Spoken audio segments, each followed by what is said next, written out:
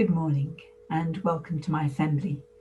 We may be in lockdown, you may be at home or in school, but we can still join together and enjoy an assembly together. So I will be able to do the Child of the Week later on, and you can all hear who is being celebrated this week. But we start in our usual way by saying our liturgy. In the beginning, when God created all things, he said, "Let there be light," and there was light. Let your light shine. God is light, and in him there is no darkness. Let your light shine. Jesus said, "I am the light of the world. Let your light shine." So today's theme is happily ever after. And there are some stories here. These are fairy tales. Got one here and another one here. I wonder if you know which fairy tales they are. If you're in year 2, I bet you do, because you do a lot of work on fairy tales. This one is Snow White and the Seven Dwarfs. This one, a little bit more difficult, is Cinderella. If you remember, I told you a story last week, or began a story, all about Joseph. That's not a fairy tale. It's a story from the Bible, but it was about Joseph, who was a dreamer. And we're going to hear a little bit more about his story today. If you remember, Joseph was given a lovely coat by his father, but that made his brothers very angry, and Joseph was boasting so much about it that they got very cross, and they decided to throw him down the well. And I take up the story at that point. The brothers were just about to kill Joseph. In fact, when they spotted a cloud of dust at the edge of the hill, it was a band of traders bound for Egypt, with their camels loaded for sale, and this gave them the get out. "Why should we kill Joseph?" said one of the brothers. "We could sell him to the traders and make money. He'll be sold as a slave in Egypt, and his foolish dreams will never come true." 20 pieces of silver, that's how much they got given for Joseph. And when the traders had gone, the brothers ripped up his lovely coat, dipped it into the blood of a goat, and carried it home to their father. "Joseph is dead," they told Jacob, and showed Joseph's coat, its long sleeves shredded, its beautiful colours smeared with blood. Jacob wept and wept, and Joseph wept too, as the traders carried him far from home.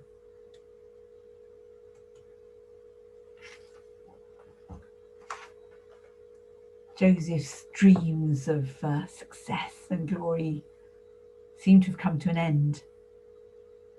But in the next stage of the story, he becomes an interpreter of dreams. Let me continue. When the traders took Joseph to Egypt, they sold him to one of the king's soldiers, a man named Potiphar. He was kind, and Joseph was very hard-working, so hard that Potiphar put him in charge of all the other slaves. But his wife, Potiphar's wife, was cruel and told lies about Joseph and had him thrown into prison. Things looked very bad for Joseph. It seemed as if his dreams would never come true. But God was watching over him, and one morning, one of the other prisoners said, "Can you help me? I had a dream last night. It was really strange. A grapevine with 3 branches. Suddenly the grapes burst. I squeezed them into a cup and gave them to the king. What do you think that means?" Joseph listened, and God listened too, and whispered the dream's meaning into Joseph's ears. "I know what it means," said Joseph. "Before you were sent to prison, you served wine to the king. Well, in 3 days, you'll be free from prison, and you will serve him wine again." And that's exactly what happened. And when the wine server was set free, he promised to help Joseph get out of prison as well. 2 long years went by, and nothing happened. Joseph stayed in prison. And then one morning, the king of Egypt said, "I had a dream last night. I can't work out what it means. It was really strange." And his wine server said, "I know somebody who can help." There he is. "I know somebody who can help. His name's Joseph, and he's in prison." Straight away, Joseph was brought out of the cells, and the king told him his dream. "I was standing on the banks of the river when I saw 7 fat cows walking out of the water. They were chewing the grass happily when 7 other cows joined them. They were bony and thin, and instead of eating grass, they ate the first 7 cows. But they stayed as skinny as ever. What can it mean?" Pharaoh then drifted off to sleep, but had another dream that he didn't understand. In the second dream, "I saw 7 heads of grain on a stalk. Those heads of grain were plump, but then 7 thin heads of grain sprang up, and they swallowed the 7 fatter grains. I'm really shocked and confused about my dreams. Nobody can help me. But I wonder if you can. My butler seems to think you can." Joseph was able to tell what the dreams meant. "Your Majesty, for the next 7 years, Egypt will grow many good crops and be as fat as the first cows. But after that, you will have 7 bad years when hardly any food will grow. Unless you want your people to look like those skinny cows, you must store up food in the good years and use it wisely later."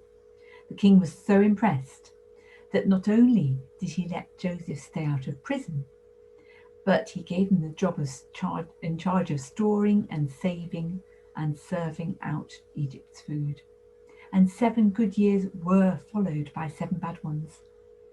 And after the king, Joseph became the most important man in Egypt. It was like a dream had come true.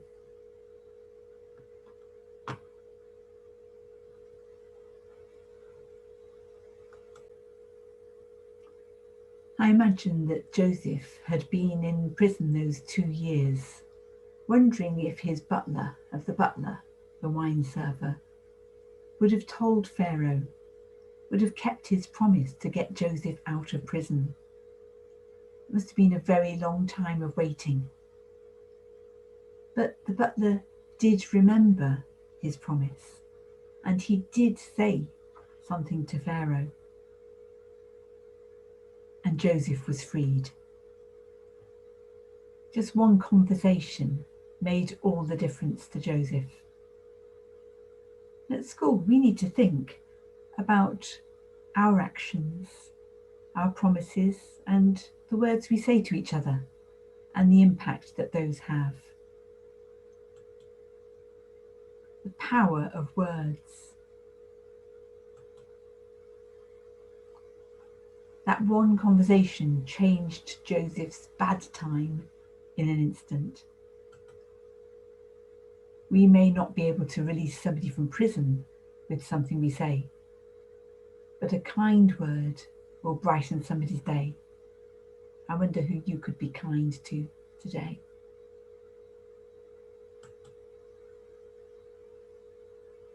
Pause and think of something that we could say to somebody that would change their day, something nice.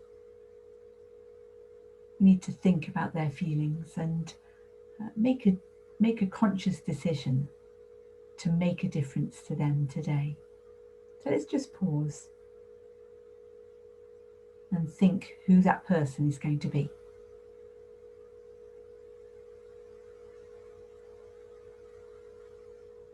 I'm going to say a prayer, and if you want to join with me, then you can say Amen at the end. Dear God, we know the power of kind words, and we know that they can change a situation and improve a bad mood, or even help us to think positively when we feel sad. Help us with our small words to help others on their way to a happily ever after. Amen. And let's say the Lord's Prayer together. Our Father, who art in heaven, hallowed be thy name. Thy kingdom come, thy will be done, on earth as it is in heaven. Give us today our daily bread, and forgive us our trespasses, as we forgive those who trespass against us. And lead us not into temptation, but deliver us from evil. For thine is the kingdom, the power, and the glory, forever and ever. Amen.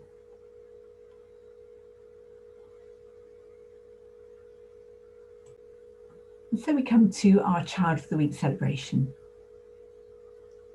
In year 1, Miss Berman wants to say a big well done to Storm. And Miss Marsden wants to say well done to Isaac. In year 2, Miss Franklin is celebrating Henry. That's Henry P. And Mrs. Thomas and Miss Walker want to say a big well done to Leo. Moving on into year 3, Miss Jakes and Miss Poole say well done to Frankie, and Miss Crofts has singled out Jaden for a big well done. In year 4, Miss Lefebvre says well done to Leon, and Child of the Week for Mr. Wright is Grace. In year 5, Mrs. O'Donoghue wants to congratulate Ryan, and in Mr. Boyer's class, it's a big well done to Charlie. That's Charlie B. And in year 6, Mrs. Epps and Miss Greenhill say well done to Oscar. And finally, Mr. Nile has said a big congratulations to Rachel for being her Child of the Week. So we have there 12 children who have shone brightly this week. And I know that all of you are going to think about how your kind words and kind actions might make a difference and shine light in your home or your school situation this week.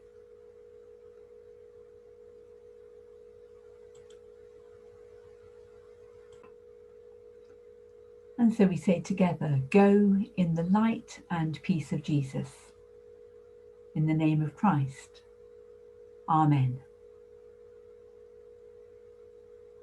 Just before I go, I'm hoping to have time to record the final part of the Joseph story for you. You'll be able to find this assembly and that rest of story on our school website, and it's under About Us, School and Church. So I'll put that up there, and if you want to listen to it later, you can. Have a good week.